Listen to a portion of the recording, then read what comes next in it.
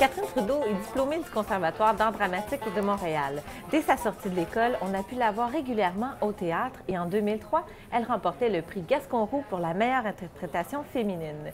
Les cinéphiles ont également pu découvrir son talent dans de nombreuses productions, notamment La Loi du cochon, Séraphin, Aurore et plus récemment dans le film André Mathieu, L'enfant prodige.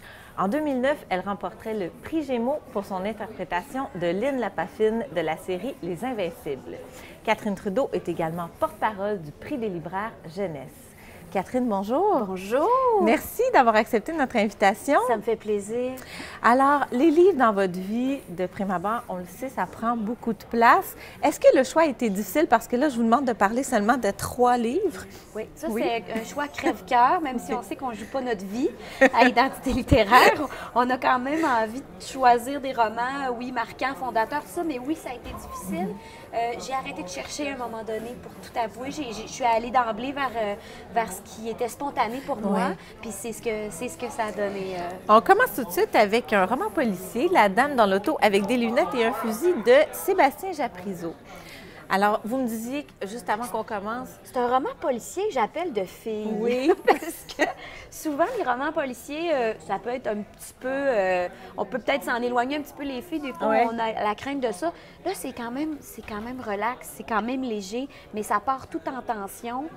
Je ne me souviens pas d'où me vient cette lecture. Je m'explique. Je pense que c'était une lecture imposée au secondaire. J'ai lu ça au secondaire assurément. J'avais peut-être 14 ans, 15 ans.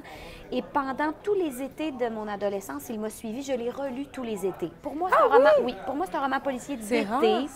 Il y a une ambiance d'été. C'est cette femme qui se sauve et ça commence dans l'action. Moi, je suis très sensible. On doit me happer dès le départ. L'image est forte aussi. On voit cette dame s'enfuir en auto. C'est très visuel, cinématographique. C'est très visuel. Oui, complètement. D'ailleurs, je ne sais pas s'il y a eu un film qui a été fait. Je sais qu'il y a plusieurs romans de Sébastien Japrisot, L'été meurtrier, T'es porté à l'écran. Effectivement, j'ai peut-être une façon de lire les romans en les imaginant. Pas au moment où je l'ai lu. Cela dit, j'avais 13-14 ans. Je n'avais pas encore cette façon-là de lire.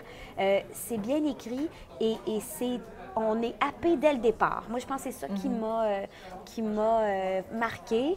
Et aussi, c'est un des premiers romans que je me souviens de l'Europe. Donc, c'est un Français que je connais.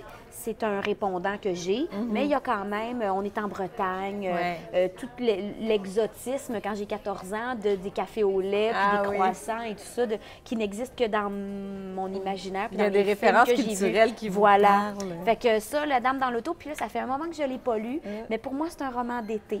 Ah oui. Puis la relecture, qu'est-ce que ça apporte pour vous? Je le découvre différemment et étonnamment, de fois en fois, je me surprends encore. Là, ça fait très longtemps que je l'ai lu, ça fait une bonne dizaine d'années. Cela dit, fait que probablement, je connais la prémisse de base, l'histoire de cette femme-là qui est engagée comme sténo pour son patron et qui va finir embourbée dans une histoire. Bon, c'est un policier, je ne révélerai pas tout. C'est très mystérieux, il y a des retours dans le temps, il y a un aspect... pas fantastique, mais dans le fantasme. On ne sait pas si c'est le réel ou si c'est ça dans sa tête. C'est brouiller la ligne. Complètement. Ça, c'est bien séduisant pour moi. J'aime beaucoup ça. En avez-vous lu d'autres de lui? J'ai lu L'été meurtrier et c'est tout, je pense, de Sébastien Japrisot, On change complètement de registre. On parle de Michel Tremblay, La grosse femme d'à côté est enceinte, que vous avez lu peut-être un peu plus tard ou à peu près à la même... Un peu plus tard, je dirais 15-16 ans. C'est le premier roman que je me souviens d'avoir lu, un roman d'adulte. Je l'aime à le dire comme ça. Lui, c'était pas imposé à l'école. C'était ma grand-mère, Estelle, qui avait cette grosse édition, la première édition, qui n'est pas en poche. Gros livre qu'elle avait prêté à ma mère. Et je ne sais pas pourquoi, ça me fascinait. Je connaissais Tremblay du théâtre. J'avais joué du théâtre de Tremblay à ce moment-là, seulement le théâtre. Et je pense que, bon, Tremblay, c'est un auteur incontournable pour tous, là, je pense. Mais je pense qu'on se rappelle tout le temps du premier qu'on a lu de Tremblay. Puis pour moi, c'est lui. Puis c'est le premier contact avec... Bon, c'est le cycle du plateau Mont-Royal. C'est pas le premier, par exemple, la première édition. Je me suis toujours promis que j'allais recommencer les chroniques du plateau Mont-Royal avec le premier, qui est Thérèse et... pas Thérèse et Marie, à l'École des Saints-Anges, Thérèse et Julie. Merci. C'est mon premier contact avec cette écriture-là qui est unique, cet univers-là très montréalais du plateau Mont-Royal, le joie, les personnages colorés. C'est un coup de cœur réel pour cet homme-là, ce grand homme qui est Michel Tremblay, puis tout son univers. Des personnages délicieux. Encore une fois, lui, il est sur ma liste de relecture. Ça, c'est un roman que j'aimerais relire. Il y en a qu'on veut garder le souvenir, puis on ne veut pas nécessairement les relire. La grosse femme d'à côté est enceinte, je veux relire ça. Je l'ai relu, il y a peut-être dans ma vingtaine. Là, je serais due. Une lecture prochaine, oui. Donc une relecture. Vous nous parlez ensuite de Gabriel Garcia Marquez, grand écrivain, 100 ans de solitude, donc prix Nobel, un des chefs-d'œuvre de la littérature universelle, vraiment. Vous l'avez lu, ça, un petit peu plus tard dans votre parcours? Oui, je l'ai lu. Moi, j'ai étudié en études françaises pendant un an à l'Université de Montréal et c'est un moment où j'avais beaucoup de lectures à faire par obligation. Oui. Et suite à ça, j'ai perdu le plaisir de la lecture. Pendant plusieurs années, 2-3 ans, je n'ai lu que des périodiques, des nouvelles et du théâtre parce que ça ne m'engageait pas longtemps. Je suis devenue une lectrice très difficile. Je devais être séduite dans les premières pages, sinon je lâchais tout. J'avais bien du mal jusqu'à ce que mon grand frère me mette ça entre les mains. Et Gabriel Garcia Marquez m'a redonné le goût et le plaisir de la lecture. Et c'est avec 100 ans de solitude que je l'ai eu. Après, j'ai lu L'amour au temps du choléra. J'ai poursuivi. Auteur magistral. Les images. J'aime à dire que c'est un auteur où on sent, où on est. C'est un auteur très sensitif qui arrive à me faire comprendre que c'est humide, qu'il fait chaud, que ça pue, qu'il est tard le soir. Il y a des détours dans son écriture, il t'amène dans le passé. Tu sais pas trop ce que tu es rendu, mais tu le suis.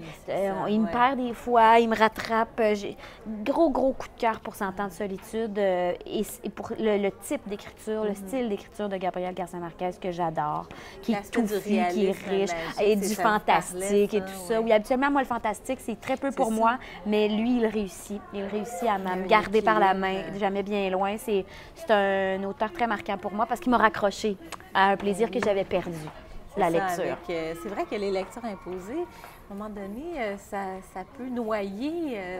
C'est que je lisais pour le travail, je lisais pour apprendre, je lisais pour m'instruire, ce qui est formidable, mais j'avais perdu mon plaisir premier, comme je lisais tellement pour l'école. J'avais plus envie de lire du tout. Donc, on a renoué avec la littérature. Merci, Garcia Marquez. Merci à vous, Catherine Grand Trudeau. plaisir. Et nous, on se retrouve la semaine prochaine pour d'autres identités littéraires.